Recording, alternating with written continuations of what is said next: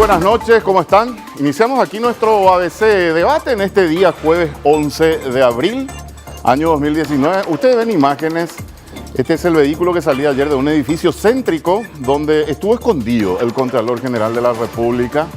Esto ocurría ayer, lo conocimos así de manera accidental a través de los medios de prensa. Estuvieron periodistas, fotógrafos, tomaron imágenes. Hay una imagen de un circuito cerrado donde se ve que el Contralor sale escondido en este vehículo. ¿Dónde estuvo? En el departamento de Zulma Gómez. ¿Qué se negoció? Y muchos sospechan que tiene que ver con intervenciones que se van a dar en algunos municipios. Hoy, en el Congreso Nacional, se dieron varios hechos, por supuesto, por todos conocidos. En la mañana, a primera hora, fue designado un nuevo ministro de la Corte Suprema de Justicia, Alberto Martínez Simón.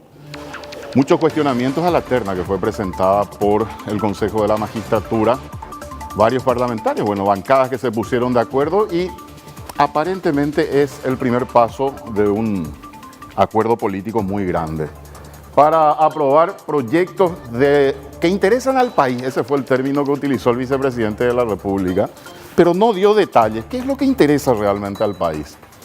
Allí hay un pacto político, no sabemos si detrás hay algo de impunidad que se negoció en una reunión que culminó ayer en realidad, pero que comenzó mucho antes y se fueron dando discusiones en los diferentes grupos políticos internos del Partido Colorado, opositores que apoyaron también la candidatura de Martínez Simón. Llamó mucho la atención esto, algunos partidos políticos, pero bueno, evidentemente hubo un acuerdo grande y terminó esto prácticamente con esto que todo el mundo estuvo siguiendo a través de los medios de comunicación. Paraguayo-Cubas, una suspensión por 60 días, una confrontación con un político quizás el más antiguo desde que comenzó este proceso de democracia y democracia, podríamos decir, después de la caída de la dictadura. Muchos se preguntaban por qué eligió Paraguayo-Cubas para hacer esto que estamos viendo. Bueno, y mientras todo esto ocurre, show en el Congreso, pactos políticos, arreglos, componendas, hay una realidad que está golpeando a una parte muy importante de la población, no solamente aquí en la capital, sino en diferentes puntos del país. Es un drama social y hoy discutíamos de qué vamos a ocuparnos. Vamos a ocuparnos de esto que está ocurriendo actualmente cuando hay personas que están pasando muy mal. Hay una discusión porque hay espacios públicos que están siendo tomados. Vamos a hablar de este tema también en el día de hoy. Y una realidad que la viven muchas personas que desde hace muchísimo tiempo viven en zonas inundables. ¿Cuál es la realidad? ¿Cómo los atiende el gobierno? ¿Cómo los atiende el municipio? ¿Qué hicieron los sucesivos gobiernos durante estos últimos años? Bueno, queremos hablar de esto y si me permiten, me gustaría ir presentando a los invitados del día de hoy. Quiero presentar aquí a mi derecha, la tengo a Camila Santos. Ella es enfermera. Vive en El Bañado desde hace muchísimo tiempo. Camila, gracias por venir. Muy buenas noches, Roberto. Un gusto poder compartir este espacio y muchas gracias también por invitar. Al lado está el padre Pedro Velasco, el hermano. No sé cómo querés que te llame para ahí, porque somos amigos de hace muchísimos años. Pedro Velasco, para mí es Pedro. Pedro Velasco es un amigo, una persona que hace muchísimo tiempo trabaja con la gente del Bañado. Seguís viviendo en El Bañado, Pedro. 35 años que vivo en El Bañado. 35 años que vive en El Bañado. Gracias por venir, Pedro. No, gracias a vos y la verdad que es una alegría muy grande poder ser voz de los bañadenses y poder expresar lo que ellos sienten, lo que viven y sus esperanzas, ¿verdad? Me dijeron que cuando te llamaron hoy, Pedro, estabas, no sé si en un responso, en una misa, sí, una persona que falleció. Justamente un anciano que lo sacamos con muchísimo sacrificio. El pobre ya no pudo sacar la casa, ya estaba bajo agua y bueno, lo sacamos y murió ayer, ¿no? Un anciano de 64 años con facciones de 80 o 90 años. Sí, porque cuando uno dice un anciano de 64 y uno se pregunta, hoy 64 años y no es mucho en realidad. Realmente como pero la pobreza hace que sea esa la realidad. Vamos a estar también hablando con el padre Pedro Velasco y su trabajo. Y a mi izquierda lo tengo a Iván Allende, es el director del área social de la Municipalidad de Asunción. ¿Qué tal, Iván? Gracias por venir. Gracias, Roberto. Bueno, un gusto estar aquí y bueno, sumarnos a este debate que vamos a tener sobre lo que mencionaste. Hoy estamos en medio de una crisis humanitaria. Iván, me gustaría comenzar dándole un marco a esto, porque después quiero ir a lo que se vive dentro de los bañados, ¿verdad? Y de las zonas que hoy están afectadas.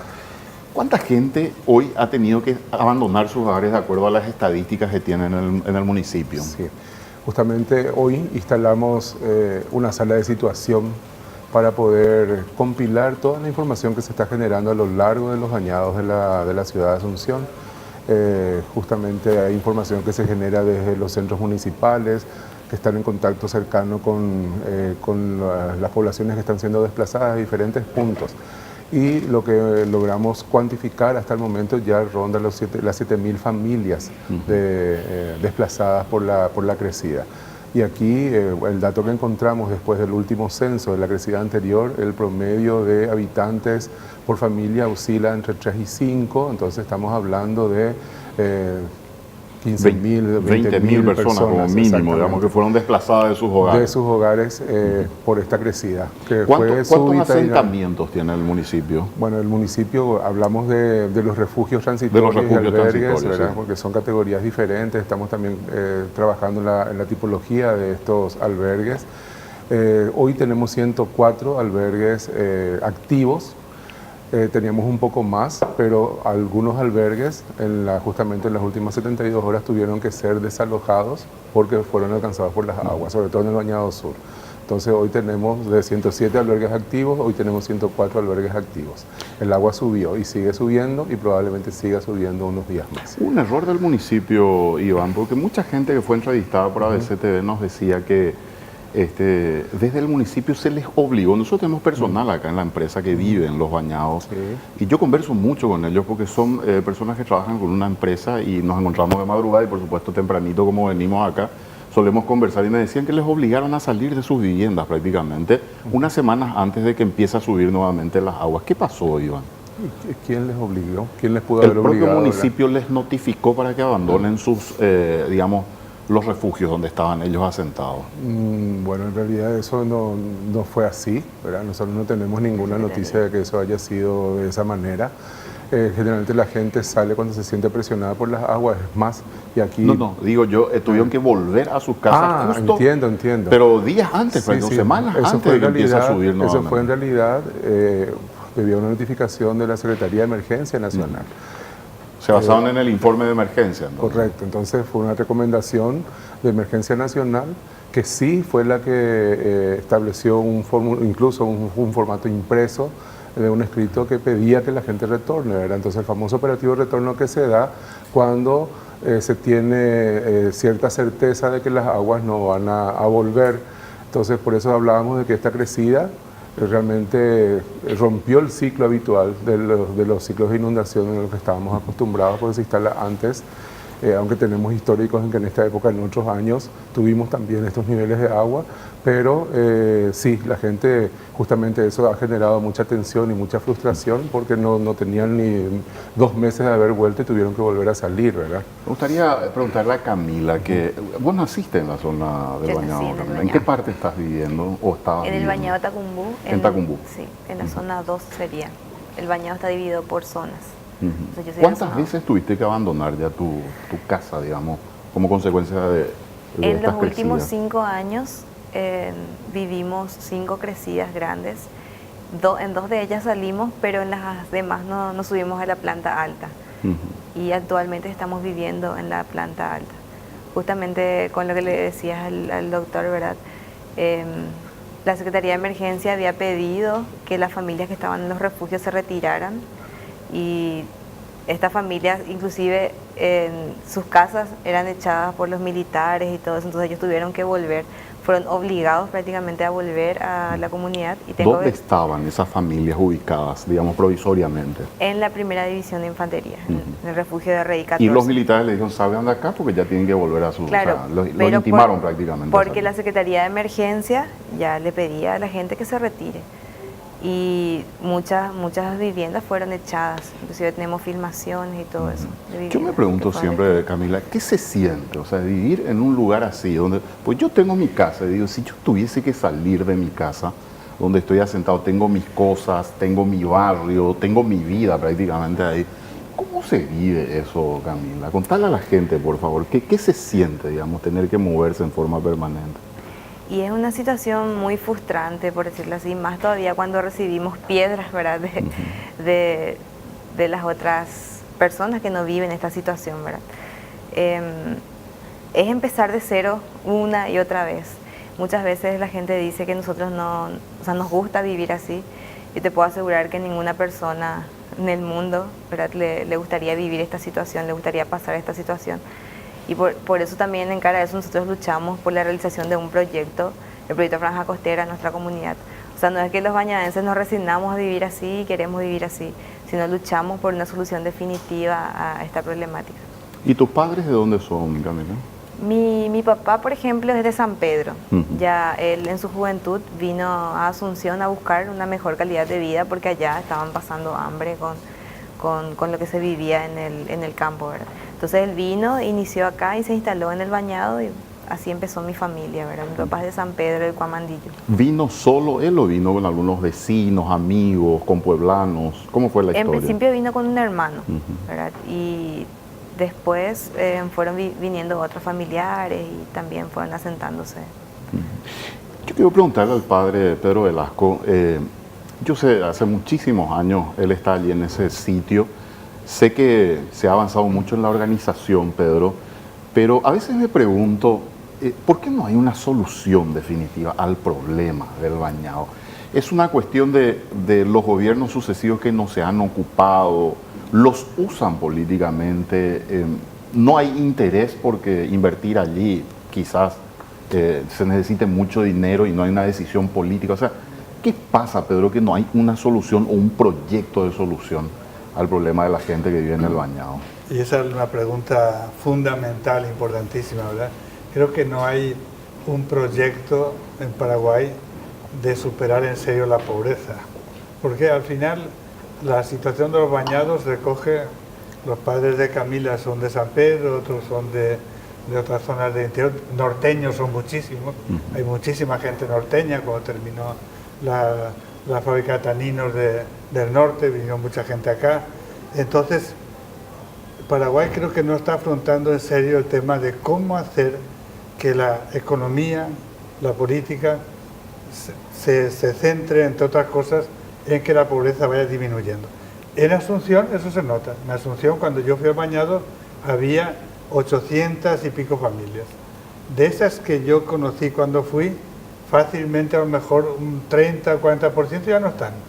Porque cada inundación hay gente que ya no vuelve, porque está muy cansada, ¿no? Me acuerdo con el padre Rubio, cuando hacía las viviendas, una persona, el padre Rubio pedía que los sacerdotes les dijéramos que vivían ahí en inundables, y me dice, padre, fírmeme esto porque yo quiero salir de esta enfermedad ya, ¿no? Es decir, hay una rotación grande. Creo que no ha habido por parte del gobierno y por parte de la municipalidad un encaramiento, serio, planificado, a mediano plazo. Esto no tiene una solución en 2 años, ¿verdad? Y nosotros trabajamos, desde Carlos Filisola, ya hubo el primer intento con Carlos Filisola de el bañado Tacumbú, las primeras 800 familias, el BID ya había dado toda la plata, se había hecho el proyecto de prefactibilidad terminado, y cuando hubo el aval que se necesitaba del general Rodríguez, ahí no se dio el aval y eso quedó ahí muerto, ¿no?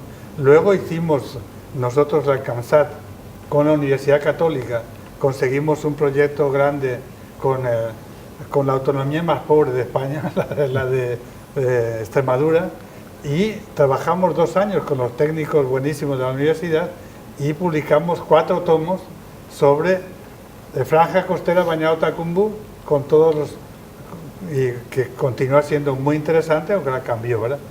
Bueno, ahí entre Riera no se entendió con el que era presidente entonces, Nicanor Duarte Frutos, otra vez estaba la financiación ya predispuesta, otra vez quedó. Ahora, hace 2 años, el presidente Cartes, dijo 5.000 viviendas y Bañado Sur. Y entonces nosotros, como tenemos una organización bastante grande ahí en el Bañado y bastante seria, fuimos a hablar con el ministro de entonces, Jiménez Gaona, ministro de Obras Públicas. Sí, Jiménez Gaona.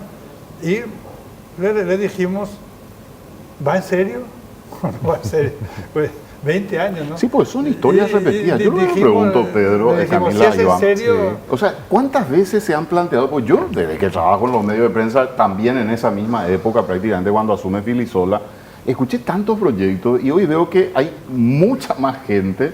Es lo que dice Pedro, o sea, evidentemente hay mucha más gente que busca una solución a sus problemas en el campo y vienen y se instalan en esta parte de la ciudad. Yo no sé si hay estadística de cuánta gente vive hoy en, digamos, en la ribera. Hay estadísticas, son 20.000 familias. Sí, alrededor de 26.000 familias, entonces son más de 100.000 personas que están fácilmente viviendo en los bañados, ¿verdad?